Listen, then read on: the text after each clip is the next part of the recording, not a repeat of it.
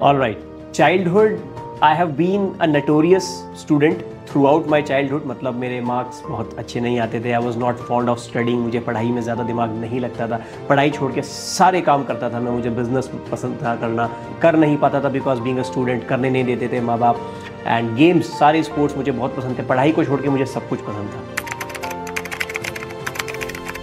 Best memory in my childhood, मेरे childhood की memories बहुत सारी हैं. बेस्ट बताऊं तो माई नानी हाउस, ऑफ कोर्स माई नानी एंड माई नानी हाउस, दो ही मेरी बेस्ट मेमोरीज हैं.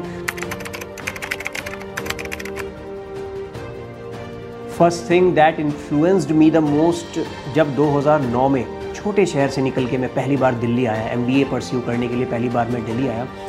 सबसे ज़्यादा इन्फ्लुएंस मुझे करा एक हॉकर ने, एक जो रेडी पर जो छोले कुलचे बेच रहा था, मुझे उसने बहुत ज़्यादा इन्फ्लुएंस करा. आई वॉज एबल टू सी कि कैसे वो बंदा 25, 30, 50 हज़ार रुपये कमा पा रहा है, प्रॉफिट कर पा रहा है. उसके टोटल रेवेन्यू की बात नहीं कर रहा हूँ, प्रॉफिट कर पा रहा है 40-50 हज़ार रुपये का महीने में, जहाँ पर एक MBA और एक BTech स्ट्रगल कर रहा है इस लेवल पे पहुँचने में.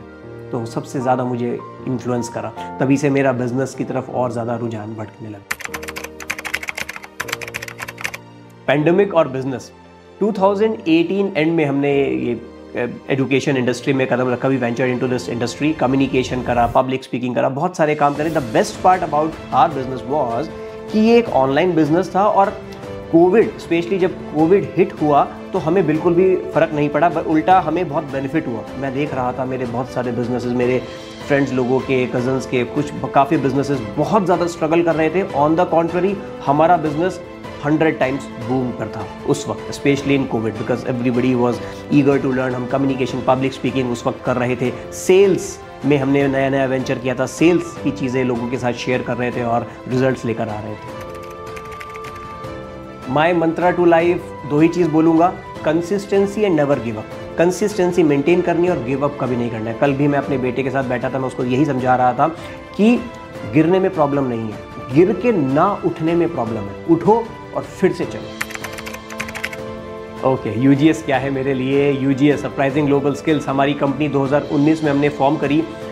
ये एक बच्चे की तरह है मेरे लिए. मतलब लिटरली हमारे जब घर में एक बच्चा पैदा होता है ना, हम उसको चलना सिखाते हैं. वो गिरता है फिर हम उसको उठाते हैं.